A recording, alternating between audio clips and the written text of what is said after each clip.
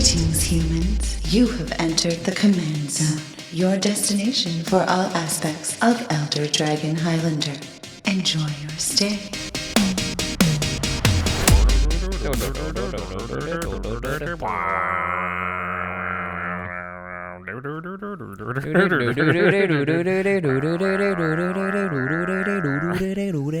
I think it's pretty close. Yeah. That's the Stranger Things theme. There, we're going. It's good. We're good. Yep. What's up, everybody, and welcome back to the Command Zone podcast. You're watching / listening this hunk of garbage. My name is Jimmy Wong. Hunk of garbage? How's it? It's Josh Lee Clyde. What's a hunk of garbage? That song? Yeah, that definitely our rendition of that song, not referring to the podcast. So we may have recorded this weeks ago from when you're watching it because Jimmy went out of town. Still in China. So he's still in China. I'm not probably at this point, right? But that was supposed to be the Stranger Things theme song, and I'm so sad because I haven't watched it yet because it just came out this morning, and we had to record all these podcasts. It came out at midnight last night, and 100% people have already finished it. And by now, when you're watching this, I 100% have finished it, and yeah, I hope I loved it. I'm going to be 100% on that too. I want to love it, yeah. Right? We all want to love it. Yeah, I'm going to try really hard to love it. Yeah, me too. So today, we've got a topic here, and it's kind of...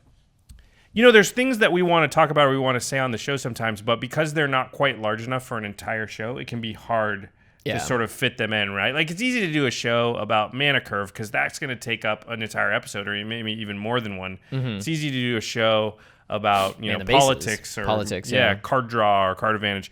But there's a lot of little bits of advice that can be like sort of hard to impart. So we thought that it'd be interesting to just sort of throw those all in. And they're not all related. Just little pieces of advice, little tips that, we can sort of give to. I think this is going to probably appeal a little bit more to newer players, but I think there'll be some nuggets in there for experienced players as well. Yep, and hopefully be a conversation starter, which is what we always hope our shows will be. But first, let's talk about the sponsors from the show, and we actually have a little testimonial tweet coming up here from Twitter. Yeah, this is from Rathalos Soul. Tasty. On Twitter. It's to Jimmy and Josh. It says, Josh and Jimmy talk a lot about how Card Kingdom ships inhumanly fast, but it's not all talk. A deck and sleeves in an hour? Unreal. Which means he placed the order and within the hour got the notification that it had been shipped out the door. Yeah, it didn't arrive at his house in the hour, but yeah. But that's how Card Kingdom rolls. Like, they get the order, there's no lollygagging. As soon as they can, they're putting it in a box and shipping it out to you, and that's why the stuff gets to people super fast. I mean, we had somebody from like New Zealand tweet at us the other day that they had gotten their stuff in just a couple of days, and they were like flabbergasted by how fast, because you assume you're outside the country, it's going to take a long time, but Card Kingdom is just, that's how quick they are. That's a good point, actually. cardkingdom.com/commandzone, very good at a lot of international shipping. There are some restrictions, but I've had a lot of trouble shipping prizes out internationally before. I've had God knows how many packages returned because of addresses and all that. Card Kingdom figures it out, and they do a great job of doing it. So make sure you use our affiliate link, cardkingdom.com/commandzone, the next time you buy some Magic product. And if you want to buy some other accessories, then you can use our other sponsor, which is Ultra Pro. Ultra Pro makes the Eclipse sleeves. We talk about the Gravity dice. They make playmats. They're all the theme stuff.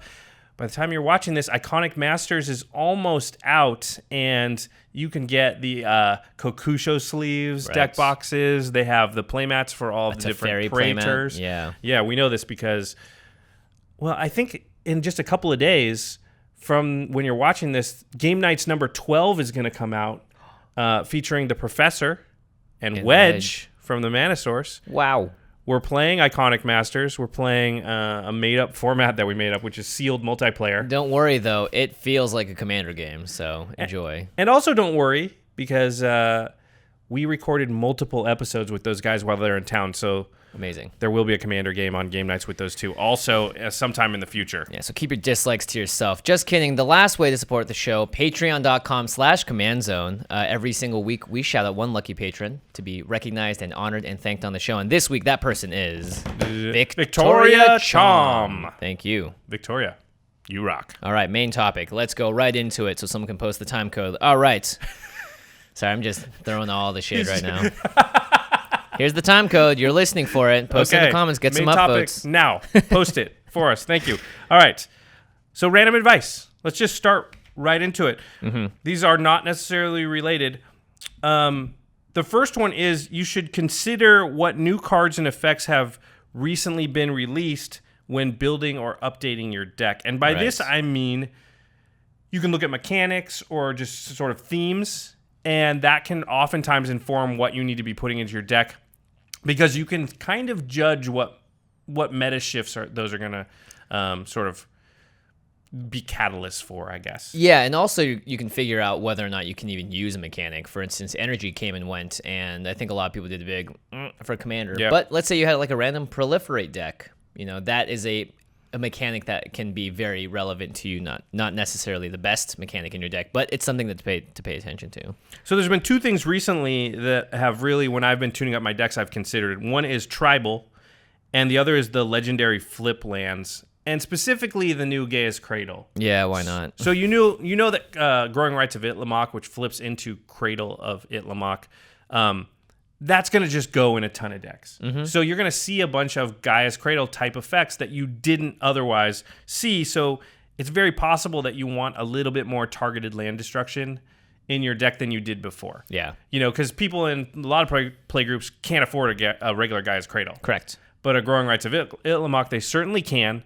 And so where you didn't need a Strip Mine, a Wasteland, a Ghost Quarter, even like, a Stone Rain or some kind of effect like that. Okay, Please play Stone Rain. No, play, Josh. But something like that may be a consideration or a necessity for your deck now where it wasn't before. I have a big hand up for Star of Extinction, I think is what it's called. Yep. That card destroys a land and then just does a board wipe, a damage-based board wipe, but 20 damage. Kills. Does it hit Planeswalkers too? Yeah, I think so. Yeah, so it's a comet. It's coming down. It's knocking out all the dinos. That's for sure. I want to look up the Planeswalker thing so that I don't get into trouble. Yeah, I'll keep talking while you look it up. Yeah, I'm pretty sure it does. Well, the other thing is tribal, right? Yeah, like vampires. So we've been seeing a ton of tribal stuff, not just from Ixalan, but also from the recent Commander product. Set, yeah, I mean, you can tell that. At least I hope that the reason that it's all lined up together is that they wanted to give some more support to what is I think one of the most popular formats, or not formats, sorry, sort of ways to play Magic, which tribal is very popular because I think amongst casual and even very indentured fans, they really like the idea of playing their favorite tribe, and especially when they're going to start spreading the love out towards dinosaurs and a bunch of other new tribes. You get crazy cards like that banner, Vanquisher's banner, and then you have all of the new lands that, for instance, you saw them in the last game nights. Like, there's a ton of good stuff now. Pretty exciting. This just in. Star of Extinction. 20 damage to each creature and each planeswalker. That's right. Whew, so we got that right. If a comet hits a plane, no one can hide in plain sight. Yeah. Especially the planeswalkers. Well, I guess they could planeswalk out of there. That's true. By doing so, they also just they're die. off the battlefield. Right, they're off the battlefield, yeah. So, yeah. It's unclear whether they die or they just leave, but they're gone. They're not on your battlefield. Yeah. The other thing I would say about tribal is when considering effects to put in your deck, there's a lot of tribal stuff out there right now in the world of Commander, so it might be a time when Coat of Arms is not a great card that you want to play. Mm-hmm. You might want to play something, a different card that has a similar effect. The go-to is kind of Craterhoof Behemoth, but Triumph of the Horde. In different colors, maybe there's something else. But Coat of Arms is very likely to help your opponent. Mm-hmm. So that might be something that you take out. There's also cards like Isn't Extinction. Mana Echoes affect everyone too? Mana Echoes, I don't know. Maybe. Might just be you. Look, I don't have my card database in front of me, but there are a lot of universal effects, especially when it comes to tribal. And that's why, actually, I would really recommend people go back and listen to that Jason Alt episode. In fact, listen to every Jason Alt episode we've ever done. The guy's a prophet. Everything he talks about pretty much comes true. Whenever a creature comes into play, you may add one... Is that the Oracle? Whenever a creature enters the battlefield, you may add an amount of colorless to you, but you only add it to your mana pool equal to the number of creatures you control that share a creature type with it. So if you're playing goblin, somebody else plays a goblin, then you'd get mana. Just a random goblin mana. Yeah, for each goblin you've got. But it doesn't help them. No. There's a card, Extinction, which you choose a creature type and destroy all creatures of that type. Right. That might be a card you now put in where you wouldn't before because you have a chance of just destroying one player and not hitting any of your stuff about being one-sided. And I think that card's close to playable because a lot of times you maybe just destroy two things. Yeah. There's a new black board wipe, too, that you get to choose a tribe and destroy every other creature that doesn't share a type with it. Yeah, Kindred. Kindred Discovery, I think. Dominance. No, Dominance, yeah. The black one, yeah. So definitely, pay attention to the board wipes that come out because stuff like In Garrick's Wait came out in M15, and every time that card is played, it's a beating because if your deck your creatures stay alive, everyone else's creatures die. And we all know that those kinds of cards are very powerful. For instance, I don't know. Cyclonic Rift. Yeah, that's Cards a like good on one. that level that basically save your stuff and destroy everything else's. Vandal Blast. So cards like that, you always want to pay attention. Yeah, so I would say that, like, we don't know what's coming up in Magic, but we've got Iconic Masters coming up. After Rivals that will of be Ixalan. Rivals of Ixalan, which will probably still be tribal. And then another 25th anniversary But, celebration. you know, a I year think. ago, maybe, we might have been thinking about a lot of things that affect artifacts. So you might want to, because of Kaladesh. Right. And that was an artifact set. And that might have been a moment when the meta is shifting more towards artifacts, and maybe you want to put more Vandal Blasts in your deck now, and you want to... Can I have multiple copies of Vandal Blast in my deck? Yeah, I have it in all. Yeah, that's a good point. Maybe a bad example because you've already got that in there. But I do sort of, as I've been tuning up my decks and thinking about things, that's something I've been thinking about, which is like, okay, I can do the normal stuff, and then near the end, I sort of think, okay, but what is popular right now that I can sort of skew towards, you know, that I can think about and go like, oh, well, I'm likely to run into more tribal decks. How does that change my deck? And it's usually only a couple cards, but it's something that I think you can think about and This keep in also mind. definitely helps budget builders, because if you're looking to play a powerful deck and they just released a lot of support for one thing, then you're going to be able to get those cards a lot more easily than if it was, for instance, for instance, Planeswalker decks are just hard to make because you need stuff like Doubling Season, and those cards are old and they're expensive. And Planeswalkers are expensive. But if you wanted to get into tribal right now, you could build all sorts of powerful tribal decks. Not to mention, I think people in general, when they start playing Commander, build a lot of decks around that period of time and then stop building them. So if you're someone that jumps in more sporadically, you're going to find a lot more wealth of diversity between your decks. And that's something that Game Nights has taught us, is that by having to build around a new set or around a new commander, it sort of challenges you to both play with the cards and the new sets that interact with it. And you find that like you can make a very powerful deck without having to go to build the Hermit Druids, you know, of the world. Damn, that Hermit Druid. It's a good card. It's a good card. All right. Second piece of random advice is from one of our friends on Twitter. Sweet Bit. Hey, buddy. Tweets at us a lot. Had an interesting statement. Said, if a card name begins with tempt with, don't be tempted. It's a very good point, actually. Those cards were built to benefit the person that cast them the most. And you need to... Especially one of them that we'll talk about. Yeah, and you need to sort of immediately start to politic with the other players and try and get them... You know, if you can say, like, listen, I won't take it if you don't take it. Mm-hmm. And so the person... Because usually if the person only gets one thing with the tempt with cards, and the big one's tempt with discovery. Yeah, because you can get any land. Any land. Ugh. Yeah, so that is one where, you know, I think... We've been guilty of this too, where I'm getting a land, and as soon as one person does, the other people are like, well, I'm getting a land. Yeah, the problem is that you only need one person that actually needs that land to get everyone else to jump on that train. For instance, if you're a mono black deck and someone plays Temp with Discovery, if you say no to that, you're an insane person. Yeah, true, because you only have to go get Cabal coffers. Cabal coffers or Urborg, right? Yeah. Like, you have so many good hits. Yeah. Or if you're like, you don't have your colors, like, how are you going to say no to that? My backup plan, if I can't get the rest of the players to not be tempted, is to go get Strip Mine. Yeah, or tell everyone to get Strip Mine. Yeah. And then just point it at the person. Yeah, that's what you get. But at the very least, whatever they're getting, they probably have one that's sort of the best case scenario for them. And you can Strip Mine away that one thing to sort of stop whatever the quote-unquote combo is. You know, because you can't have two Cabal coffers in your deck. They're only going to put one out, and Strip Mine takes care of the one. And then after that, it sort of doesn't matter what else they got, maybe, if that's what they're getting, you know. Unless, of course, there's other awesome lands. But if it's Guy's Cradle, then you get rid of that, and blah, blah, blah. Strip Mine's actually, I didn't really even think about that, but that's a very good choice for it. Yeah, you could get Wasteland too, probably, because whatever they're gonna get, it's not gonna be a basic land, so they sort of do the same thing. This brings me to an interesting little piece of advice, and this one's from Sean Watson from Commanderin. Hey guys, at GP Vegas, we kind of were in the middle of a game, and this scenario came up, and so the question here is, if you're given the choice, do you take out Urborg or Cabal coffers? I agree with what Sean said. Yeah. So Sean said that you should take out Urborg. I took out Cabal coffers, which I think was wrong, and Sean sort of explained it to me. I was like, you know what? You're right. Let's explain the cards really fast. Yeah. Urborg, Term of Yawgmoth, is a legendary land that says all lands are swamps in addition to their other types. So this includes your opponents, right? So it's it's a universal effect. And then Cabal coffers is a land that you pay 2 and tap it and add black to your mana pool for each swamp you control. So together, it gives you a lot of mana. Yeah, if you have, say, 9 lands out, and one's Urborg and one's Cabal coffers, Urborg makes all your 9 lands swamps. Doesn't matter what else they are, they're also swamps. So Cabal coffers, you pay 2 and tap it, and that makes 9 black mana. Right. So for 3 mana, you make 9, and then you have another You have 6 6 lands, left. so you can make 15 mana. Yeah, and that just goes up the more lands that you have. So my knee-jerk reaction was to get rid of coffers because that feels like the thing that's making a ton of mana.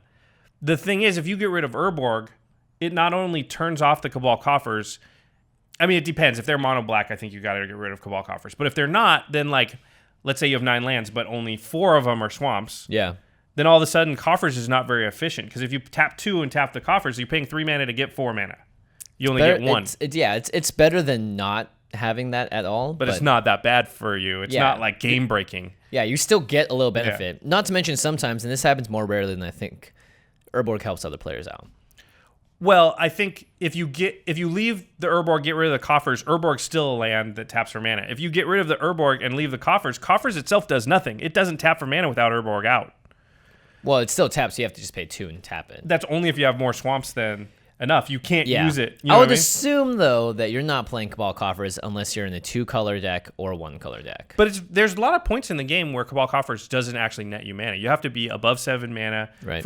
I mean, if it's 50-50, you have to have at least 4 lands out of that color. So yeah, Sean's point was get rid of Urborg because Cabal coffers by itself is not that powerful without it. Whereas Urborg's a little bit better. Yeah. By itself than coffers is. So both good points, though. Yeah. I could see it going either way. And again, depending on the board state, depending on the player and their deck and their general power level. You kind of got to depend on the other players in the game. If you know the person's trying to exsanguinate you out, I think you have an easier choice. If you know that they're trying to use their mana to the max, and it's not like I'm going to play 5 things, I just want to play 1 big X spell, it might change my decision a little bit there. I mean, it depends on how many swamps they have. Yeah, true. But I think most of the time, Urborg is the right choice. All right. Number 4, speaking of choice, someone on Twitter, and I forget who this was, says, all things being equal, attack the player with black that has black as a primary color. Jeez, we're just rallying against black in the color power right now, huh? Urborg's getting destroyed. And that's a good point, though. Yeah, I hadn't really thought about this, but somebody said this on Twitter, and their reasoning was that black is the color most likely to use its life as a resource for like other stuff. Pay life to draw cards, mostly pay life to draw cards, but a lot of times black's effects sort of cost life. There's some cards that like put +1/+1 counters on stuff, but you got to pay some life, things like that. There's only one from black, and it's in my Marchesa deck. Yeah, but you're right. That's sort of how black works. It's like, you got to pay a little bit of blood in addition to some mana, but you can do a lot of different things. And so that was this person's point was like, so if I'm deciding sort of who to attack and I have multiple choices, a lot of times I'm going to attack the player where black is sort of a heavy part of their deck because that's more likely to sort of crimp them on another resource that they need. Right. And the key phrase here is all things being equal. Yes. But of course things are never equal in Magic. I think sometimes early on you got you got an early creature and you have a choice. It's true though, like if I'm playing my Marchesa deck and I'm already losing a ton of life to stuff, if people start attacking me too, it quickly hampers my ability to when I look at my hand, all of a sudden, I can't attack anymore because I need to even if I can get the dethrone trigger, I can't leave myself open. I can't play that enchantment that gives +1/+1 counters because it costs 3 life each time. So there's a lot of different I can't activate it now. So. Yeah, exactly. I mean, like a Vona deck, think about that. Like Vona's great, right? But it costs 7 life, so you have to have enough life to be able to activate it. Otherwise, you can't even use it. Like once you're at like 14, can you even really tap her? No. So it's counting on having life available to it as a resource, and taking some of that away can be powerful. Yeah. Or just all things being equal, attack the Aloro deck. How about that? Random bit of advice number 5 is play board maintainers, is what they call them. So containers, maintainers. We're always advocating board wipes, right? We're talking about running 4 to 5 of them in every single deck. And I think to combat that, and these are for decks that want to maintain their board position, specifically creatures most of the time. Yeah. There are now a lot of cards that kind of allow you to maintain your board. And we've talked about some in the past. Gaddock Teague's a good one. Oh my gosh, yeah. Because that just makes board wipes so that your opponents have a real hard time casting any board wipes. There's a few that get through it, but not that many. Not just board wipes, just things in general. Yeah. It maintains your board. It's hard for them to do much. Just because so many spells get turned off because Gaddock Teague won't allow them to cast non-creatures that cost 4 or more. Void or X spells at all.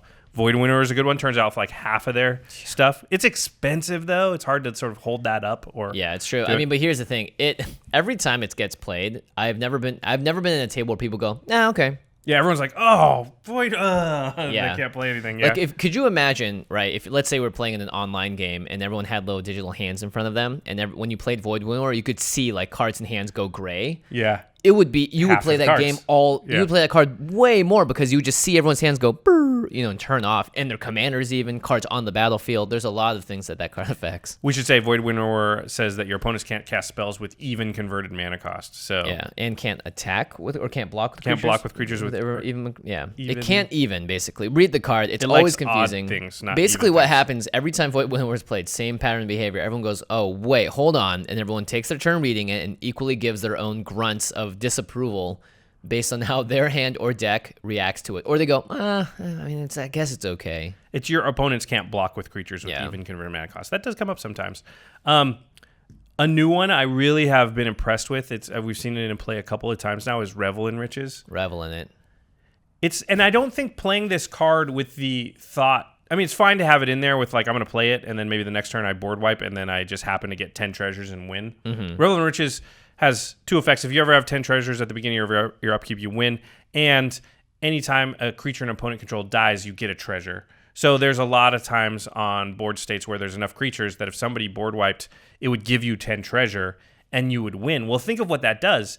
If you want to maintain your board and you put out a Revel in Riches, well, now Supreme Verdict doesn't solve somebody's problem because it makes they're like, you got a ton of creatures, you're going to win. Yeah. But if I play Supreme Verdict, you're going to get 1 million treasure tokens, and you're going to win. Yeah. So we've seen that be sort of a big stop sign in decks. I think Revel in Riches in black decks that are creature heavy is going to start to be sort of a staple-y type card. Especially because black has many of the best board wipes in the game.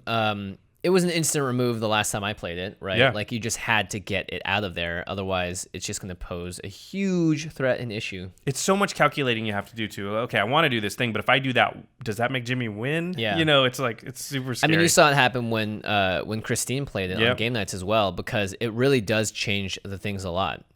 It's a very interesting card. And at the very least, you just get incidental value off of other people's creatures dying. So if you know you're in a very creature-heavy meta, even with board wipes that maybe only put you to 3 or 5 treasures or whatever, I think that card is still worth an inclusion in a lot of decks that want to either ramp or have an alternative win condition. And I normally hate cards, Josh, that say you win the game on them.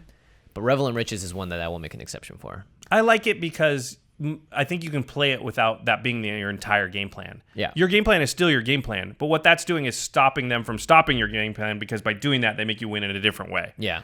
Here's another one I've started to play, and this was, again, somebody had suggested a while ago on Twitter.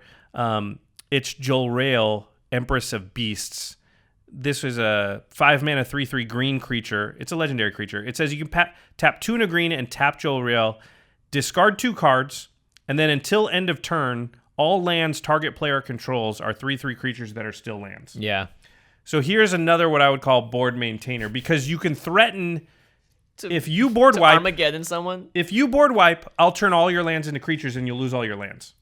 That's a good point. So as soon as Jolrael is active, you just can leave that amount of mana open, and you're basically gonna just anybody that board wipes, all your lands are going to be gone because they're going to be creatures. Yeah. And you're in green, and green is the color that really wants to fill the board with creatures and doesn't have a great way necessarily to protect them.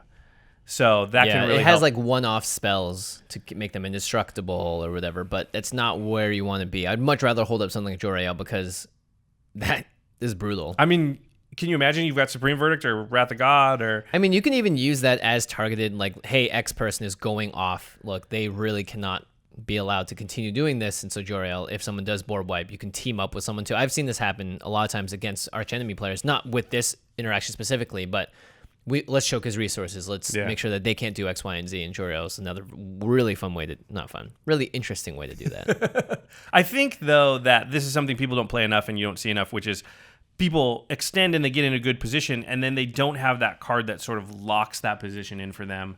Yeah. Makes it so that, like, I've gotten here, and now I'm going to put something down that stops what would allow people to sort of, knock me down back down to the Stone Age or whatever. That's why everyone should play Dictate of Erebos. That's another board maintainer in a different way where people just will not play creatures.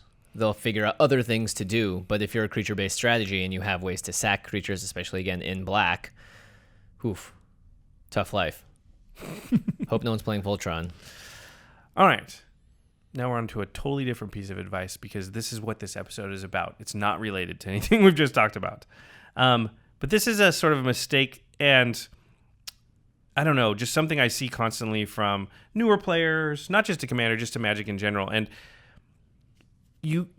there's exceptions to this rule, and there's going to be people that be like, you don't always do that. And of course you don't always do that. But when in doubt, use all of your mana.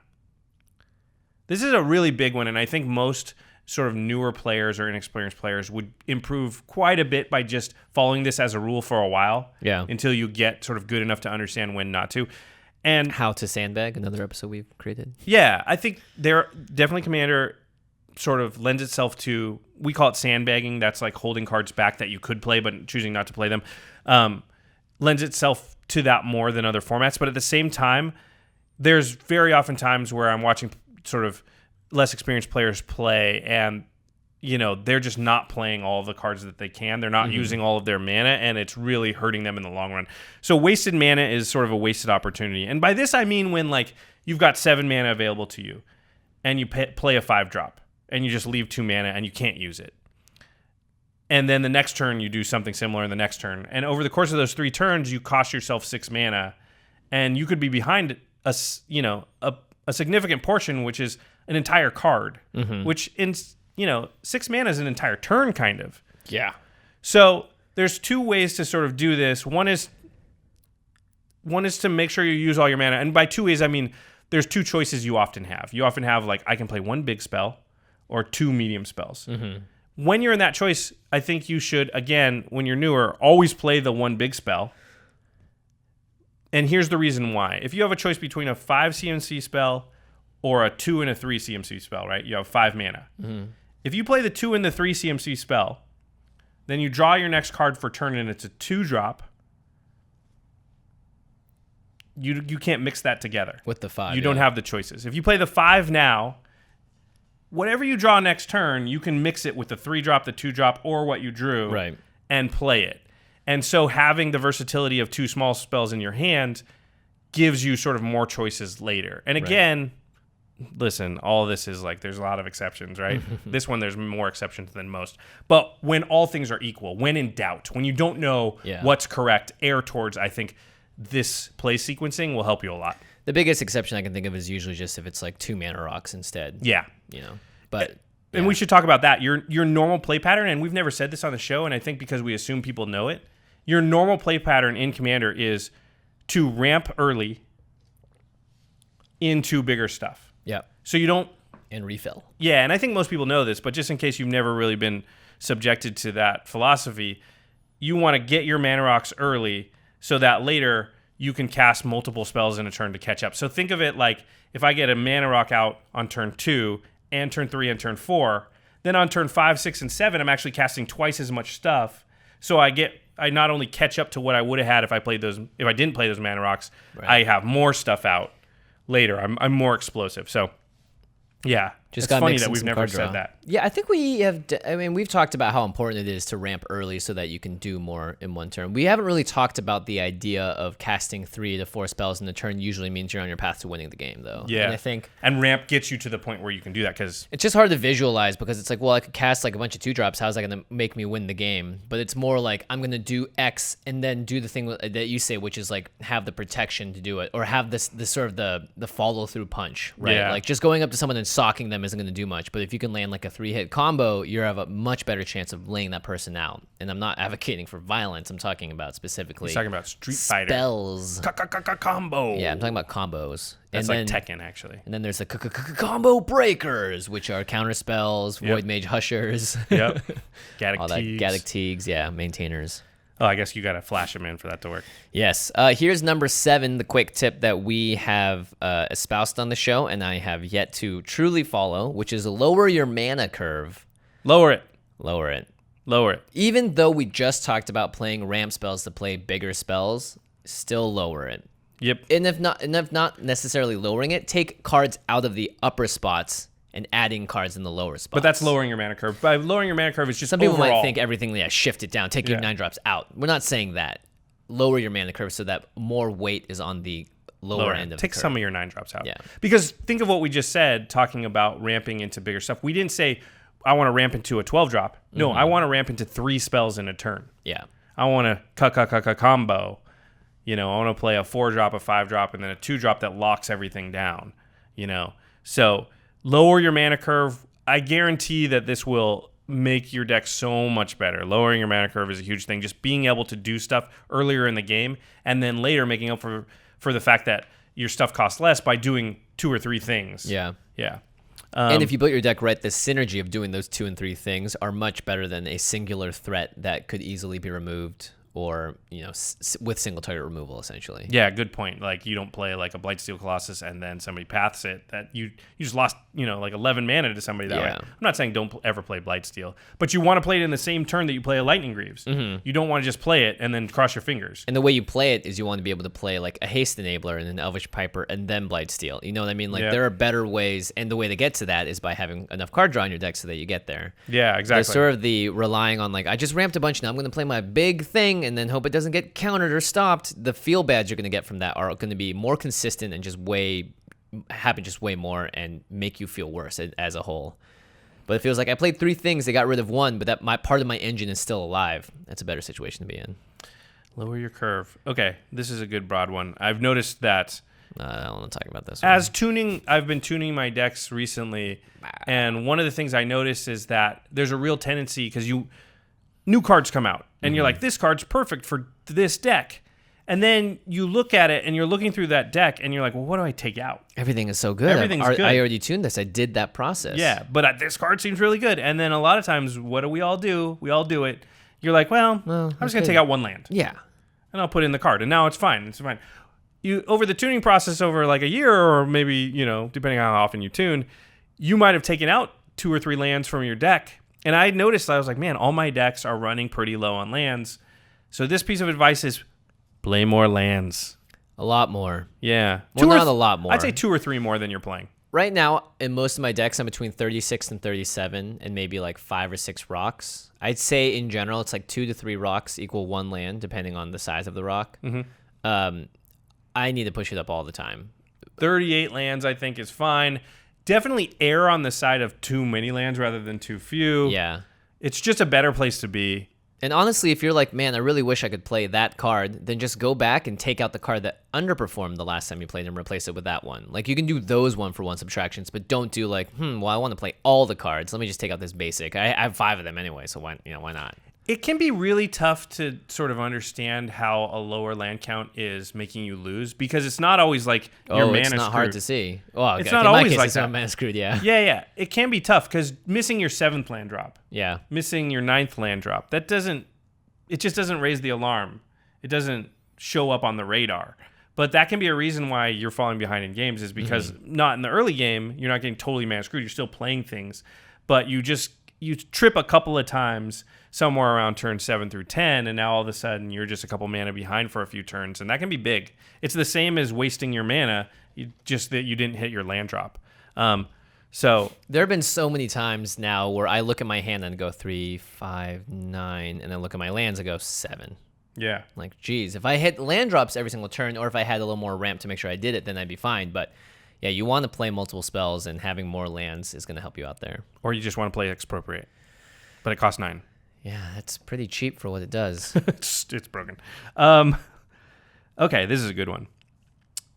Consider your opponent's perspective. And by that, there's a lot of things that this helps you with. But one of the main things I think, and I think that people don't do enough, is sort of become aware of how scary you are to them and what your scary cards are to them. So something I try and do during the game is put myself into Jimmy's seat, or, Ashland's seat, or Sprankle's seat, and say, okay, well, I've got their board state. I don't know their hand, obviously, but you can still do this without knowing it. If I'm them right now, looking around the table, what worries me? Yeah. And specifically from Josh, what threat level do I have him at? Do I have him at the biggest threat that I've got to super be worried about? Do I have him, and that will help you with how you play, because there's a lot of times where you're near the precipice and you could easily push yourself up to the top threat level. And those are times where I'm sort of countermanding some of the earlier advice, but those are times where you might decide to hold back because it might not be worth it to become the biggest threat because you're not equipped to handle becoming the biggest threat at that moment. Yeah. Like if you are just going to tap out for something and hope that the turn order gets back to you without things significantly being different by the time it gets back to you, then you're just putting yourself in a really bad position. That's why having a card like Glenalendra, or even like a Dictate with a sack outlet or whatever, or even just Counterspell, those kinds of protections will help you take the throne. If you watch Game of Thrones, you know that no one that's taking the throne is just willy-nilly sauntering up there and thinking it's going to be all gravy when they get there. There's a lot of adversity, especially. There's a lot of setup, too. Yeah, a lot of setup. And it's also so easy in a game where no one's trying to make enemies necessarily to be like, oh, that person's clearly winning. Hey, let's all agree. And then the person that's clearly winning has a very bad argument to try and get out of that, too. So it's easy to gang up on the leader. I also think it can help you with deciding which cards in your hand to play or not play. Like, yeah, you're like, if you suddenly put yourself in another player's position and you're like, well, maybe I shouldn't play Aura Shards right now because that's going to be super scary to them. Whereas if I play this other thing, it's a creature, they got a Mazavith, they're not going to be worried, and so I can get that out there and it doesn't raise any hackles. Nobody goes, wait a minute, let's reassess how dangerous this person is. They go, it's a creature, I'm not that worried. So you and then you can play. It's not that you never play Aura Shards. You just play it at a time where you're already sort of battling that person, or you can immediately follow it up and use it, stuff like that. So I think that looking from their perspective can really help you decide which cards to play, and sort of you can manage your own threat level a little bit. Yeah, and you're going to be wrong sometimes because they're not going to evaluate everything the same as you, again, because you don't know their hand. But it's better than not doing it at all. One thing that I really like to do, and this is one of my political tricks, is let's say it's the Dragon Lord Silumgar situation, right? Where if it attacks with other dragons, it's going to give -X, where each of the attacking dragons, and you have a bunch of 3/3s, and I have 3 dragons on the battlefield. I'll play Dragon Lord Silumgar, and immediately while they're processing it, turn and be like, don't worry, I'm not going to attack with 3, and then just keep playing. And by doing that small thing, the person that is the most worried about it all of a sudden goes, okay, well, I don't need a board wipe right now. I'll wait on it because I still have some free attacks. And it's sort of the kind of sort of under the table, like, look, I'm not gonna wipe your board. Don't come at me. And you kind of try and imply that, but you immediately try and find the person that you're gonna threaten the most and make friends with them. Give them that little bit of a breathing room, even if you're gonna turn the tables on them at a later point. Yeah, and knowing that you need to do that lets you sort of react to it before everyone has a chance to. So you're saying that before the other two players can get in and say, hey, you've already said, and now it's sort of too late. You got sort of the first word in, and they're like, well, yeah, he is. No, he just said he's not going to. Yeah. So, but you can't make that play if you don't first consider, okay, well, how are the other players going to react? Each other player going to react? Because otherwise you got to play it and then wait and see how they react and then try and talk about it. And that's it might be the too worst, late. By the way, to be like, I'm going to play this and be like meekly sitting there and looking around and being like, okay, you guys get to decide how everyone feels about this. It's your card. You understand what the situation that you're bringing, that you're birthing this card into this world. You should be able to try and mitigate a little bit of that reaction at the very least.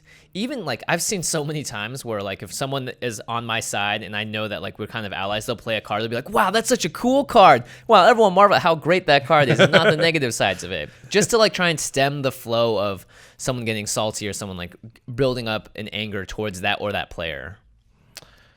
All right, we've got one more tip. Again, this is something we should have said on a past episode, but we just never have, I don't think. You should basically be prioritizing survival above everything else. So we're not like the other formats where sometimes you want to advance your board position or whatever. There are many points in the game where you look and you go, well, if this happens, I die. Yeah. That means you need to just concentrate on getting yourself out of that situation. Not if this happens, I win. Just don't die, because Commander games are long. It's really a marathon. You win a lot of games just by being the one that didn't die. Yeah. You win games by taking the throne, as it were, and being winner. Yeah. But there are a lot of games you just sort of back into the win by just like, I blunted this threat. I stopped that from coming at me. And before I knew it, those two went at each other and I was just kind of the last person standing. Yeah. Yeah. I mean, that's how you want to play 3-player games, right? is just to put the shields up and hope that two people find some kind of feud, because picking off the last person standing is a lot easier than trying to take everyone else on. Yep. And it works in 4-player too, because a lot of times two people fight. Then you're sort of in a similar situation where, well, it's you and the other person, but somebody's going to maybe jump in on that. And if it's not you, then, you know. That's what I also love in that situation, looking to the person that's not fighting, being like, ho ho. Because it's a 4-player game. There's a lot. It's not like a polite family dinner sometimes when everyone sits and makes sure everyone can be heard. There's a lot of crosstalk that happens. And then game nights, you don't see it as much because we try to not speak over each other. But it can be really chaotic if things are happening. Someone's like spending all their energy looking at the board state. This guy's just bored out of his gourd, looking on his phone. Perfect time to slip in there and start putting up your political walls and stuff. Yeah. So I think that can be a tough thing when you're coming from the other formats. But one of the things to really remember is not dying. Make the play, especially in the mid to late game, where you're safe from being dead. That's why even if it's like, well, that's not going to win me the game. That's okay, because you need to remember the other players can win the game for you by basically eliminating each other or making it such a knockdown, drag out fight that, like, I eliminated you, but I'm just so hurt by, I'm just limping away from that battle that it just takes like one little like bing and you're out. Yeah. Yeah. It's just a flesh wound. Yeah, it's an interesting point. I think people like to prioritize winning, and it's something that I think we all fall into. I obviously fall into that trap too, where it's like, you know what? Screw it. I'm just going to do this. Craig is one of those players, I think, that's like, oh, whatever. I'll have fun for a turn. If it doesn't work, it doesn't work, but I'm not going to be upset about it. Yep. But for me, and that's why you play Propaganda and Ghostly Prisons in a lot of your decks, which is just stopping 10 damage in the early game is going to make a huge difference in the late game. Yep. And there have been so many times where I look at the life counter totals and being at the on the lower half of it. That might be a good tip. Try to always be on the upper half of the life totals. If there is, for instance, a 30, a 35, a 20, and a 15, you don't want to be the 15 and the 20. You want to be above it. It's going to give you a lot more leverage. It's going to let you control the board more in a lot of different ways. And people that are threatened by you, for instance, like you played a flower when I was at a low life total. I was like, I'm going to do whatever Josh asks me if he asks me right now. Because I have to. He doesn't know that. I mean, maybe he does, but if an offer comes my way, I'll maybe think about it. But I'm ultimately probably going to agree with whatever he's going to propose. Yeah, because you have less flexibility because you just can't afford to be taking hits. You're not going to be, it's like you're going to hit me with a 5-5. Oh, gosh. That's like a quarter of my life total at this point. All right. Those are 10 bits of advice, random advice. Random advice. It feels good to get some of those off our chest here, because there's been little pieces where it's like, I don't know in the course of normal discussion how we're going to throw this in there. But, there's some stuff we've just never said that seems like we should have. Like, play your ramp first. Play your ramp early. That's what ramp is for. So that later you can cast a lot of stuff or big stuff. Play ramp. Play ramp. Not a bad idea. To the listeners, what random bits of advice do you have that you would like to share that maybe we can talk about on a future episode? Yeah, we drew a lot of these from Twitter, from conversations that we've had in real life. I would love to see people have these conversations in real life and then bring those tips to us as well. Yeah. Obviously, the comment section is below, and it's always a welcome place to post stuff like that. So please post that instead of angry things. I like positivity. It makes me happier to do my job. Just saying. Know what makes me happy? Oh, boy. When people go to cardkingdom.com/commandzone. I thought you were going straight to the Masters of Modern. I was like, oh, no. And they use our affiliate link, and they order their Magic cards, because, hey, all you guys are going to order Magic cards anyway. Yep. You may as well order using the affiliate link, and it will keep alive content that you like this podcast and game nights. Revel in Riches. It's a good card. Pick it up right now. Foil Revel in Riches. That's actually, I think that card's going to it's going to be one of those cards that just, over the years, you're like, you know what I've been playing a lot? Revel in Riches. I've just been putting in a lot. Or every time it comes out, it just does work. Yeah. It just does work. Our other sponsor for the show, of course, Ultra Pro. Ultra Pro International. They do awesome things, obviously. Playmats. You're looking at Ultra Pro product every time you go play Magic. And they do a great job with the new Eclipse sleeve. So make sure that when you guys go to cardkingdom.com/commandzone, you buy some of that stuff. Okay, great. Also, make sure you check out our sister podcast. Are we just skipping over the end step? Excuse me. Oh, we got end step. Excuse me. I was skipping. I was skipping over because I don't have anything. Nothing. You've got nothing. How about let's talk about your Sriracha obsession recently. How many shirts did you buy? About 4 or 5. Wow. I went to the Sriracha factory. I didn't even know that exists. Yeah, it turns out that it's like half an hour from my house. Oh my goodness. So we just Match made in heaven. My girlfriend, who clearly I was meant to be with forever because she just one day said, hey, I got us a tour at the Sriracha factory. I was like, what? And she's like, yeah, we're going on Saturday. So we just went over and got a tour. The funny thing is, we walked in and because they're processing like peppers. Yeah. And immediately we were with a group and they're all like, and I was like, and I could feel a little tickle in my throat, like, because it's just peppers in the air. But then after like 3 or 4 minutes, nobody's anything. Like, everybody gets used to it. Wow. It's pretty interesting. I just would have started sweating immediately. Just been like, I need a towel. Excuse me. Can I get a Sriracha themed towel? Yeah. Unfortunately, this is the last of Josh's Sriracha shirt marathon. This is it. You'll see some reruns in the future, though, I'm sure. It's true. I only have so many shirts.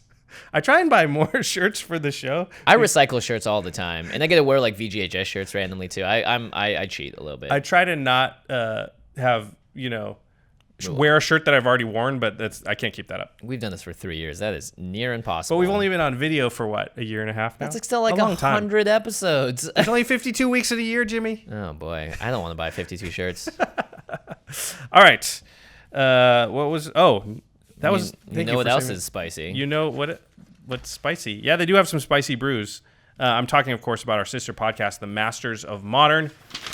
Alex Kessler and Ben Bateman talk about the modern format and all things competitive Magic. You can find them on Twitter at the MMcast, and right next to us on collected.company. Oh, that was not good. You missed hard. By the way, that's my camera. Just be careful, please. Thank you. Our editor for the show is Terry Robertson. He's actually in this room as we speak, filming us for some cool behind-the-scenes content, as always. I also apologize. This episode and the last one were a little bit shorter, but that's because I am in China still, somehow. But recording 3 in a row is the last time we did this, we got very negative and delusional by the end. Yeah. And that was a blast, Now we're just delusional. We're not negative. We're definitely delusional. The funny thing is, as soon as Jimmy lands, literally that day or the very next day, we're shooting another game nights. Oh, yeah, the next day, So rest up, dude. Yeah, I'm going to rest up. Dang it. All of that whole time. Anyway, make sure you check out the video versions of these podcasts at youtube.com/thecommandZonePodcast. It's a blast. And the Geoffrey Palmer does the awesome living card animations. Yep. Yeah, you can find him online at twitter.com/livingcardsmtg. Congrats, Geoffrey. You are now working at Channel Fireball. That's very exciting for you. Oh my God, how are we missing We're really bad. We both play basketball too, so this is beyond bad. If you don't know what we're doing on the audio version, we're crumpling up our show notes from all 3 of the episodes that we've had today. This is how many episodes we recorded today. We have this many pages of outline. Yeah, and actually, some of them even went bye-bye. We still have not hit the lens yet, by the way. I can get this. All right. Not even close. All right. We have one more try. I'll tear No, this. you got that one. No. I need the note on this one. No, that's fine. No, I actually wrote something on it for later. Okay. Keeping this one. Okay, this is for real. Here we All go. right, Here we go. You or me? You. Okay. Embarrassing.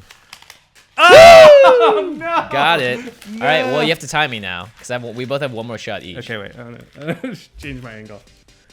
Oh, it's just horrible. Here, get one It's more. horrible. It's horrible. Thanks everybody for watching my disgraceful. But you hit it though. I'm proud of you. Yeah, I did hit it. I'm proud of you. I'm proud of all you out there too. Now moving on to the end side where we talk about something outside the world of Magic. We're getting delirious now. Josh, what happened to your basketball skills? This is not basketball. This is more like baseball. I'm not a good baseball player. Oh, okay. Those don't translate because you were saying basketball and golf translate, but My theory that good golfers are good shooters in basketball. Shooters, okay, gotcha. Because it's Not necessarily repetitive good motion. players. Right. Yeah. Okay, cool. Yeah. Cool. That's just a theory. Cool. Good theory. Good theory. Thanks everybody for listening. And we will see you next time. Peace.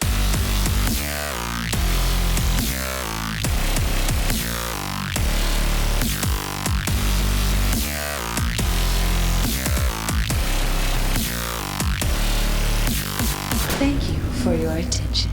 For further inquiries, send an email to commandcast@rocketjump.com or ask us on Twitter @JFWong and @JoshLeeQuai. See you later, alligator. Greetings, humans. peace. I thought you were saying pee for a while. It doesn't work I was as good with peace. Pee. Don't worry, we're not getting delirious. If you're still listening, good for you. Also, you have way too much time on your hands. Go watch Stranger Things 2. It's been out for like 3 weeks now. Go watch it again. All right. What if it's bad? Oh man, I hope it's good. I hope it's good. You know what I know will be good? We're still going. Millie Bobby Brown will be good. Oh, Guaranteed. Yeah. She's lights amazing. out. She's Incredible. amazing. I cannot believe someone at that age has such depth of emotion, and it's incredibly cool to see someone like that, because so many times you see the sad tales of what happens to kids in Hollywood, like the Drew Barrymores of the world that get sucked into. Well, I hope Millie Bobby Brown can avoid that. I think she will. She seems like she has a good head on her shoulders. Her She's parents still in the maelstrom now, so we won't know for about 10 years. True. That's a good point. As long as her parents, also have a level head on their shoulders, I think she's got a good shot. I don't know. Can we end this now? Yeah, we can end this now. All right. Bye, guys. See ya. I mean, peace. Peace.